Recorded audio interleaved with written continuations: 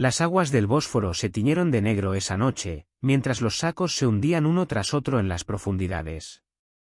Dentro de ellos, 300 mujeres, concubinas del sultán, pataleaban en vano, sus gritos ahogados por la tela gruesa y el rugido del mar. El sultán Ibrahim, conocido como el Loco, observaba desde la terraza del palacio de Topkapi, su rostro iluminado por antorchas parpadeantes. Sus ojos, inyectados en sangre por el opio y la paranoia, brillaban con una mezcla de furia y éxtasis. Traición, murmuraba, mientras el viento llevaba el eco de los chapoteos finales. A los 32 años, este soberano del Imperio Otomano, heredero de una dinastía gloriosa, había ordenado la muerte de su harén entero en una sola noche. Antes de continuar, toma un momento para suscribirte al canal y no te pierdas más historias impactantes. Déjanos saber en los comentarios desde donde ves este vídeo. Antes de la tragedia, Ibrahim era visto como una promesa de renovación. Nacido en 1615 en el Palacio de Estambul, hijo del sultán Ahmed y la concubina Kösem Sultán, su llegada fue celebrada con salvas de cañones y fiestas que duraron días. Los cronistas de la corte lo describían como un niño de ojos vivaces y cabello oscuro, destinado a grandes cosas en el vasto imperio que se extendía desde los Balcanes hasta el norte de África. Educado en los secretos del palacio, aprendió árabe, persa y turco, y se deleitaba con poemas épicos y tratados de astronomía. Un embajador veneciano anotó: este príncipe joven posee una inteligencia aguda, si gobierna con sabiduría, podría restaurar la gloria otomana. Retratos suyos circulaban en las cortes europeas, simbolizando la continuidad de una dinastía en crisis. En 1632, durante una revuelta janízara, Ibrahim demostró coraje al esconderse y planear contraataques con su madre. El pueblo lo llamó el príncipe valiente. Sus audiencias atraían a poetas y sabios, se rumorea que un astrólogo persa le predijo un reinado de prosperidad. Ibrahim era, para muchos, la figura más pura y prometedora de la monarquía otomana. Pocos sabían que detrás de los tapices bordados con leones y crescents, el trono se hundía en deudas, conspiraciones y desesperaciones silenciadas. El brillo de Ibrahim ocultaba el caos a su alrededor. La transformación de príncipe amado a tirano despreciado no ocurrió de la noche a la mañana. Cuando Ibrahim ascendió al trono en 1640, el peso del imperio se asentó sobre hombros que nunca habían estado destinados a cargar semejante carga. Su hermano mayor, Murad IV, había sido preparado para gobernar, mientras Ibrahim permanecía en las sombras del palacio, protegido de las duras realidades del poder. Las primeras señales de inestabilidad surgieron a los pocos meses de su coronación. Los sirvientes del palacio susurraban sobre extraños rituales realizados en las cámaras imperiales a medianoche, de espejos destrozados en arrebatos de cólera, de días pasados en completo silencio seguidos por noches de proclamas maníacas. El joven sultán que una vez se había deleitado con la poesía persa ahora hablaba solo en fragmentos, sus conversaciones saltando entre idiomas como si su mente ya no pudiera contener un solo hilo de pensamiento. Su madre, Kösem Sultán, la poderosa Valide Sultán que había guiado al imperio a través de tiempos tumultuosos, observaba con creciente alarma cómo el comportamiento de su hijo se volvía cada vez más errático. Lo había protegido durante las violentas luchas de sucesión, le había susurrado aliento durante las revueltas de los genízaros, había creído que su naturaleza gentil traería paz a un imperio cansado de guerras. Ahora veía que esa misma gentileza se agriaba en algo mucho más peligroso, la impredecibilidad. Las finanzas del imperio, ya tensas por décadas de guerra, comenzaron a sangrar bajo los caprichos extravagantes de Ibrahim. Encargó palacios que nunca se completaron. Ordenó festivales que duraban semanas mientras los soldados no recibían paga. Y colmó de regalos a favoritos que le susurraban dulces mentiras al oído. Los ministros del tesoro que se atrevían a protestar se encontraban destituidos o algo peor, sus advertencias perdidas en las cámaras de eco de una corte que había aprendido a decirle al sultán solo lo que deseaba escuchar. Los embajadores extranjeros reportaban a sus cortes con creciente preocupación. El bailo veneciano escribió: El sultán nos recibe en ropajes que cambia 3 veces durante una sola audiencia, hablando de conquistas que existen solo en su imaginación mientras las fronteras reales de su imperio se desmoronan. Las potencias europeas comenzaron a percibir oportunidades en el caos, sus espías mapeando el creciente descontento entre los genízaros y gobernadores provinciales. Fue durante el 7º año de su reinado que comenzó el descenso final. La paranoia había reemplazado los últimos vestigios del príncipe prometedor. Cada sombra ocultaba un asesino, cada conversación susurrada una conspiración. El harén, una vez lugar de cultura refinada e influencia política, se convirtió en una prisión donde el miedo reinaba junto al deseo. Las sospechas de Ibrahim recayeron sobre las mismas mujeres que le habían brindado consuelo, su belleza ahora pareciendo un arma vuelta en su contra. Los jardineros del palacio hablarían después de las rosas que florecieron negras esa primavera, aunque los hombres sabios sabían que era meramente el hollín de los incendios de la ciudad mezclándose con el rocío matutino. Pero en la mente febril de Ibrahim, incluso la naturaleza se había vuelto en su contra, y su respuesta mancharía para siempre las aguas del Cuerno de Oro con una oscuridad imperdonable. El punto de quiebre comenzó con un encierro simple, casi trivial. El sistema del Cafés, una jaula dorada donde los príncipes otomanos eran confinados para evitar rebeliones, selló el destino de Ibrahim. Tras la muerte de su padre en 1617, su tío Mustafa y luego su hermano Osman II lo mantuvieron prisionero durante 23 años.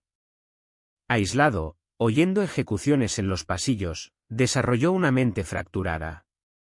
En 1640, cuando su hermano Murad IV murió, Ibrahim ascendió al trono a los 25 años, pero ya estaba marcado por la locura. A pesar de su apariencia regia durante las ceremonias, era un adicto al lujo extranjero y a los placeres voraces. Para mantener su corte en esplendor y, sobre todo, para satisfacer sus obsesiones, mujeres obesas, pieles de sable y perfumes exóticos, incurrió en deudas colosales. El tesoro real se vaciaba en silencio. La mecha se encendió en 1641, cuando un incendio destruyó parte del palacio.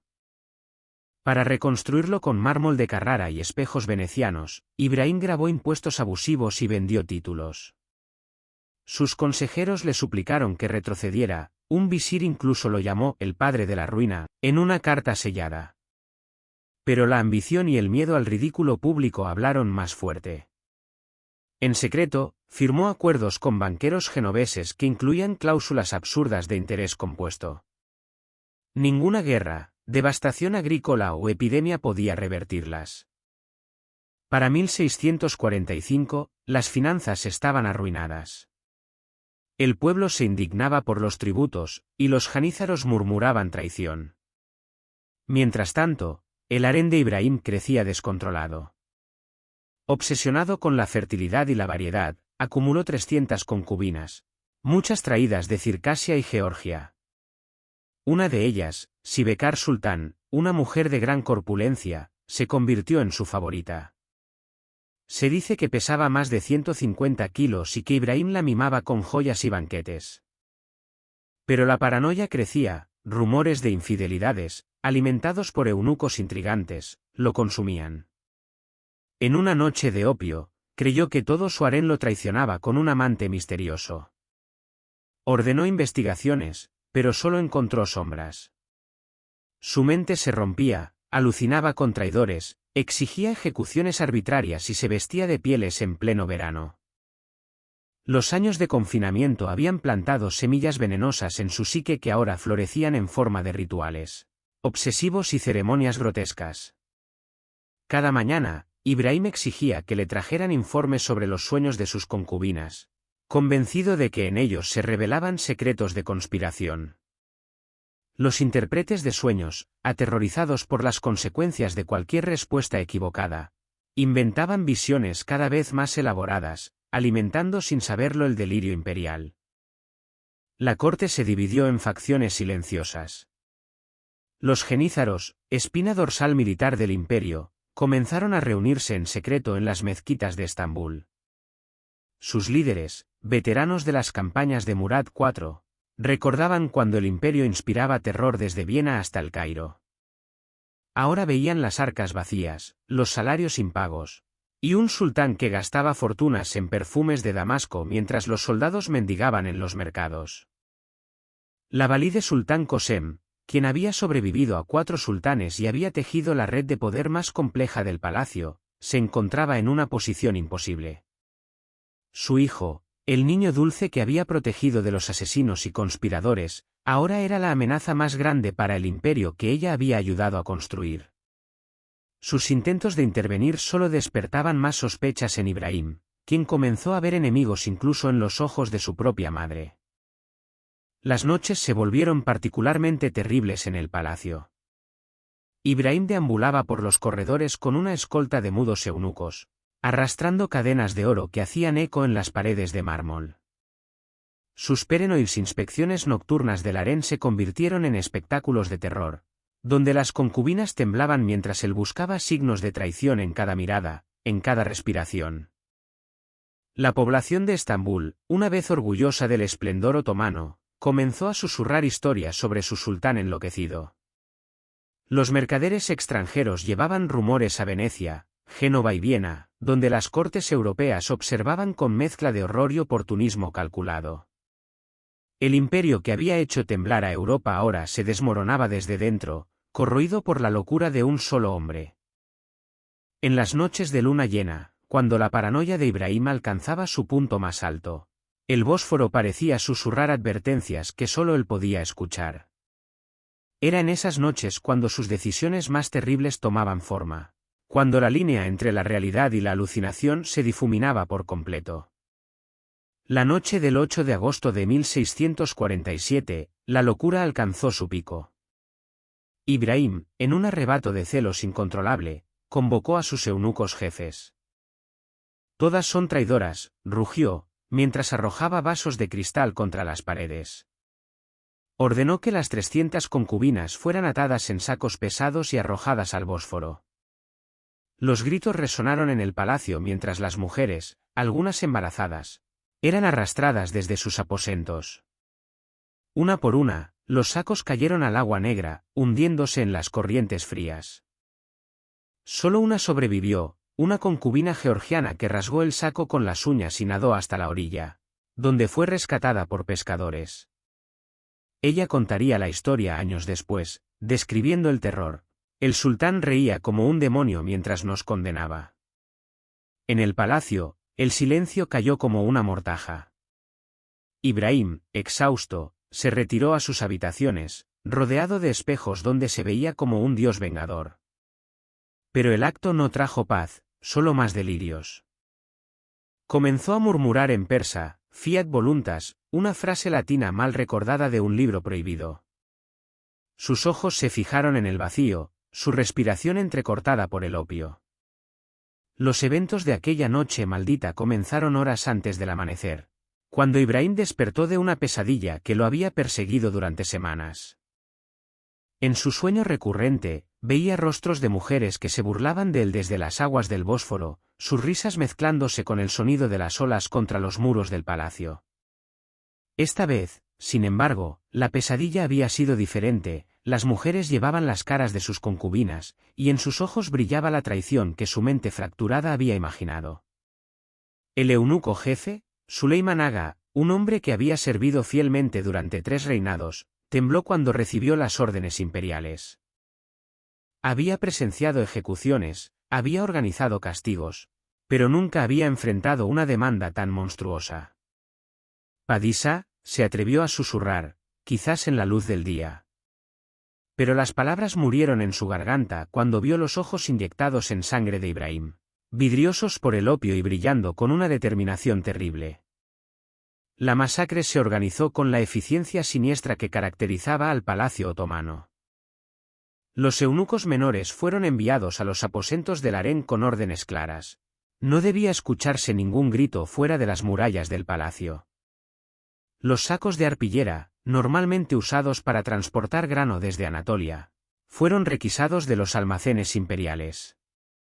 Piedras del jardín, pulidas por siglos de lluvia estambulí, Fueron colocadas dentro de cada saco para garantizar que se hundieran rápidamente en las profundas aguas del estrecho. Las concubinas, despertadas en plena madrugada, no comprendieron inicialmente lo que estaba sucediendo. Algunas pensaron que se trataba de otro de los caprichos nocturnos del sultán, quizás un traslado a nuevos aposentos o una inspección sorpresa. La realidad se volvió evidente solo cuando vieron las cuerdas y sintieron el peso de las piedras. Los llantos que entonces se elevaron fueron ahogados por las gruesas paredes del palacio, construidas para guardar secretos de Estado, no para contener los gritos de inocentes. Sibekar Sultán, la favorita corpulenta que había reinado sobre el harén como una reina en miniatura, fue una de las últimas en ser llevada. Su peso requirió de sacos adicionales y cuerdas más fuertes. Mientras la arrastraban por los corredores de mármol que una vez había recorrido cubierta de sedas y joyas, sus ojos buscaron desesperadamente los de Ibrahim. Pero él ya no estaba allí. Solo quedaba una cáscara humana poseída por demonios que él mismo había invocado en sus noches de opio y paranoia.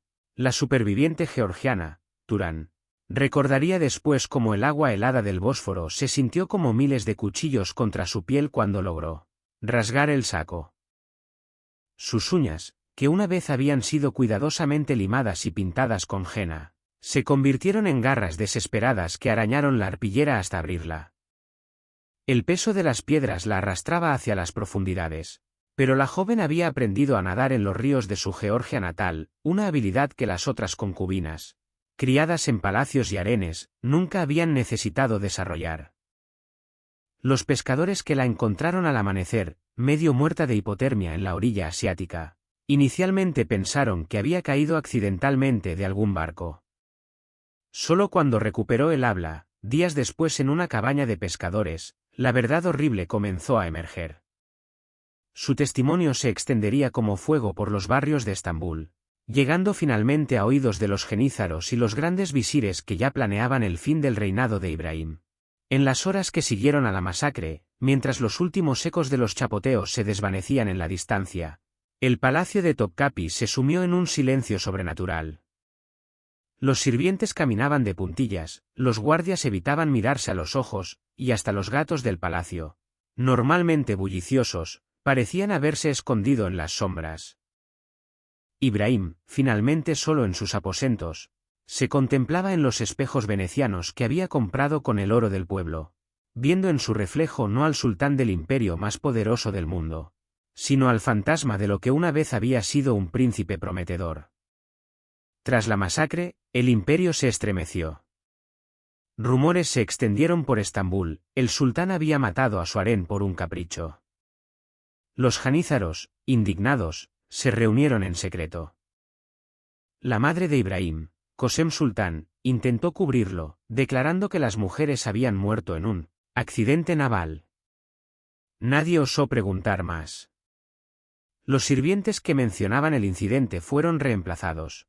Los cronistas de la corte recibieron órdenes de borrar los nombres de las víctimas de los registros oficiales. Ibrahim, ahora un espectro de sí mismo, organizaba fiestas y declaraba que su harén había sido purificado para el bien del imperio. Pero su salud se deterioraba, fiebres altas, alucinaciones donde veía a las ahogadas emergiendo del agua. Un eunuco sugirió repoblar el harén con esclavas nuevas, otro río, incluso para el sultán, apestan a muerte. Gradualmente, Ibrahim dejó de hablar. Sus ojos fijos en el Bósforo, su cuerpo enflaquecido por el exceso. El 18 de agosto de 1648, solo días después, una revuelta estalló. Los janízaros depusieron a Ibrahim, confinándolo en el cafés donde había crecido. Fue estrangulado con una cuerda de seda por orden de su propio hijo, Mehmed IV, de solo 7 años. Su cuerpo fue encontrado esa mañana, enrollado en posición fetal, los ojos semicerrados como si aún suplicara aire. Moscas cubrían sus heridas abiertas, y las sábanas se pegaban a su piel por el sudor y la sangre. Un imán franciscano, testigo oculto, murmuró, «Descansa en paz, hijo olvidado de hombres, y quizás recordado por Dios». Pero no hubo paz. El cuerpo fue enterrado apresuradamente en la mezquita de Hagia Sofia, en una tumba superficial detrás de una iglesia abandonada. No hubo ataúd, velas ni procesión. La gente apartaba la vista al pasar. Algunos niños preguntaban si era el cadáver de un leproso. Un pescador susurró: «Es un sultán maldito, murió lejos de los suyos. Volverá a atormentar». Mientras tanto, en Estambul, el nuevo régimen organizaba fiestas, declarando que Ibrahim había muerto en paz, como siervo de Alá. Nada más se dijo. Sus retratos fueron removidos de las galerías, sus ropas, sellos y pertenencias personales. Todo fue encerrado en una bóveda subterránea y olvidado.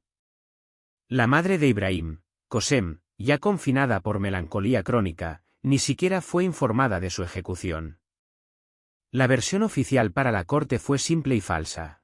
Ibrahim abdicó por enfermedad durante negociaciones diplomáticas. Una tumba simbólica se creó en los jardines de un monasterio, con una lápida de mármol que decía: Ibrahim, ejemplo de virtud, dulzura y fe.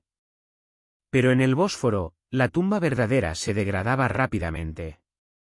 2 semanas después, una lluvia torrencial inundó el cementerio. La tierra cedió, y huesos comenzaron a emerger del lodo. Campesinos que pasaban decían oír susurros por la noche. Nació la leyenda de El Sultán de las Ahogadas, un espíritu clamando justicia con cabello cayendo sobre un rostro deformado. Los días que siguieron a la revuelta fueron de una limpieza meticulosa y silenciosa. El gran visir Sokoyu Mehmed Pasha, veterano de las intrigas palaciegas, orquestó la transición con la precisión de un cirujano. Cada vestigio físico del reinado de Ibrahim debía desaparecer como si nunca hubiera existido. Los tapices bordados con sus iniciales fueron deshechos hilo por hilo. Las monedas acuñadas con su efigie fueron fundidas y convertidas en nuevas emisiones. Incluso los árboles que había plantado en los jardines del palacio fueron arrancados de raíz y reemplazados. La superviviente georgiana, Turán, había desaparecido misteriosamente de la cabaña de pescadores donde se recuperaba.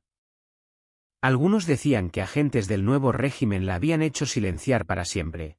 Otros susurraban que había logrado huir hacia las montañas de su tierra natal, llevando consigo el único testimonio directo de aquella noche infame. Los pescadores que la habían rescatado fueron encontrados días después flotando en el Cuerno de Oro, aparentemente víctimas de un accidente naval. En los mercados de Estambul, las conversaciones se detenían abruptamente cuando alguien mencionaba el nombre de Ibrahim. Los comerciantes, acostumbrados a los chismes y rumores como parte del comercio diario, ahora bajaban la voz hasta convertirla en susurros apenas audibles. Las madres amenazaban a sus hijos desobedientes diciéndoles que el sultán loco vendría por ellos si no se comportaban, y los niños desarrollaron juegos macabros donde recreaban el ahogamiento de muñecas de trapo en charcos de agua de lluvia. El nuevo sultán, Mehmed IV, era apenas un niño cuya regencia quedó en manos de su abuela Turán Sultán y un consejo de visires experimentados. Pero el peso del parricidio, aunque ejecutado por manos ajenas, marcó desde el inicio su reinado con una sombra que jamás lograría disipar completamente. Los astrólogos de la corte, consultados en secreto, predecían que la sangre derramada por Ibrahim traería maldiciones sobre la dinastía otomana durante 7 generaciones. Los embajadores europeos, que habían seguido con fascinación morbosa los últimos años del reinado de Ibrahim, ahora redactaban informes urgentes para sus respectivas cortes. El Imperio Otomano, que durante siglos había sido percibido como una amenaza existencial para la cristiandad, de repente mostraba signos evidentes de decadencia interna. En Viena, París y Venecia, los estrategas militares comenzaron a recalcular el equilibrio de poder en el Mediterráneo oriental. Las crónicas oficiales del imperio, reescritas apresuradamente por escribas que temblaban mientras mojaban sus plumas en tinta, transformaron a Ibrahim en una figura fantasmal, mencionado apenas de pasada como el sultán que reinó brevemente entre la gloria de Murad IV y la promesa de Mehmed IV. Pero en las tabernas de los barrios bajos, en los hamames donde las mujeres compartían secretos entre vapores perfumados, y en los caravasares donde viajeros de tierras lejanas intercambiaban historias, la verdadera historia de Ibrahim el Loco continuaba viva, creciendo y transformándose con cada nueva narración. La leyenda del sultán de las ahogadas pronto se extendió más allá de las fronteras del imperio. Mercaderes armenios la llevaron hasta las cortes de Georgia y Persia. Marineros griegos la susurraron en puertos desde Salónica hasta Alejandría. Peregrinos la tejieron en sus relatos mientras viajaban hacia la Meca, convirtiendo la tragedia de Ibrahim en una parábola moral sobre los peligros del poder absoluto corrupto por la locura. Por siglos, el nombre de Ibrahim permaneció enterrado bajo las cenizas de la vergüenza y la omisión. Ninguna crónica oficial lo mencionaba, ningún tapiz de la corte llevaba su rostro. Era como si nunca hubiera existido, un fantasma borrado con tinta real y decretos de silencio. Pero los fantasmas, como la verdad, siempre encuentran grietas para regresar a la luz. Fue en el invierno de 1891 cuando el historiador otomano Ahmed Cevdet Pasha, examinando archivos sellados de la casa de Osman, encontró lo que parecía un contrato de locura, documentos detallando las ejecuciones y la masacre del harén. Era prueba documental de un crimen de Estado, un sultán entregando a sus mujeres como sacrificio para salvar la fachada de un trono fallido. Cevdet quedó impactado. En los meses siguientes, escudriñó correspondencias, registros eclesiásticos y diarios monásticos. En un convento franciscano en Palermo, encontró extractos de las cartas de un testigo que había estado con las sobrevivientes. La escritura temblorosa narraba el horror de la agonía, el delirio, el entierro improvisado y la ausencia de ayuda de Europa. Conmocionado, Cevdet publicó su descubrimiento en un libro llamado La hija perdida del imperio. La obra fue aclamada por algunos como una reparación histórica y por otros como un agravio a la memoria real. Las mezquitas rechazaron el valor de las cartas. La familia Osman, ya en decadencia a fines del siglo XIX, nunca comentó públicamente. Pero la historia de Ibrahim, una vez revelada, ya no podía ser enterrada. Al girar el siglo XX, el movimiento emergente por los derechos de las mujeres comenzó a adoptar su figura como símbolo de la mujer, sacrificada por intereses patriarcales. Ibrahim representaba no solo la crueldad de las monarquías absolutistas, sino la condición de todas las mujeres tratadas como peones en un juego de poder masculino. Su imagen, reinterpretada por artistas y escritores, se convirtió en una alegoría de resistencia silenciada. En 1910, la escritora turca Halide Edip publicó una novela basada en su historia titulada Los ojos de las ahogadas. La obra incluía extractos de las cartas de testigos y describía las pesadillas de mujeres encerradas en cuerpos podridos, soñando con salones de baile y sinfonías mientras morían en un sótano olvidado. El libro fue prohibido en varios países, pero circuló clandestinamente, inspirando obras de teatro y recitales. Durante la Segunda Guerra Mundial, un grupo de monjas trabajando en la resistencia antinazi usó Ibrahim como nombre en código para operaciones de rescate de niños judíos, un tributo al sultán que murió abandonado sin salvación. Pero fue solo a fines del siglo XX, con la apertura completa de los archivos imperiales tras la caída del comunismo en Europa del Este, cuando el nombre de Ibrahim fue oficialmente reconocido por historiadores de la Casa de Osman. Un simposio en Viena en 1998 declaró: hay evidencia sustancial de que Ibrahim existió, sufrió y fue abandonado. Su exclusión de los registros no fue un accidente, sino un acto deliberado de silenciamiento institucional. Desde entonces, su memoria se ha restaurado lentamente. En la Universidad de Estambul, un auditorio de historia moderna lleva su nombre.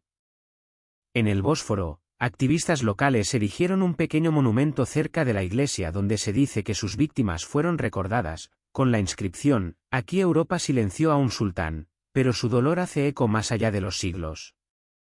Historiadores contemporáneos, como el renombrado investigador francés Claire Lefebvre, enfatizan que Ibrahim representa una excepción que revela la regla. En una era donde las concubinas eran prometidas como alianzas, fueron intercambiadas como deudas. Lo que más me asusta no es el acto en sí, sino el silencio que siguió. Para muchos estudiosos de la memoria histórica, Ibrahim es el ejemplo definitivo de lo que sucede cuando el poder decide borrar una vida entera por conveniencia.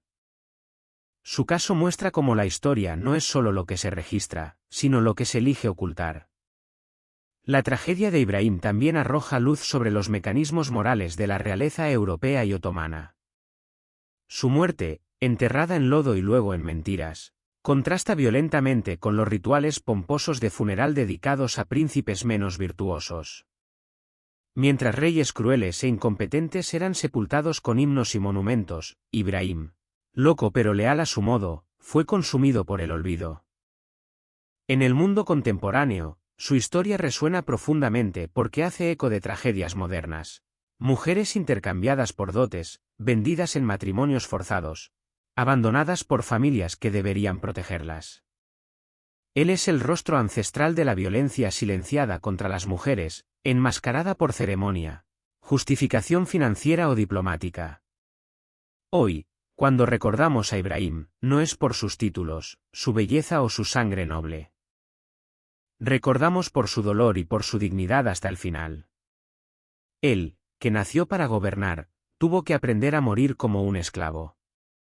Él, que creció rodeado de oro, murió envuelto en harapos y silencio. Él, que encantaba a filósofos, murió sin un solo testigo de su grandeza. Y sin embargo, sobrevivió, porque al final, el sultán que ahogó a sus esposas se desvaneció en los libros como una nota al pie. Pero él, negado por la historia, se convirtió en un símbolo de ella.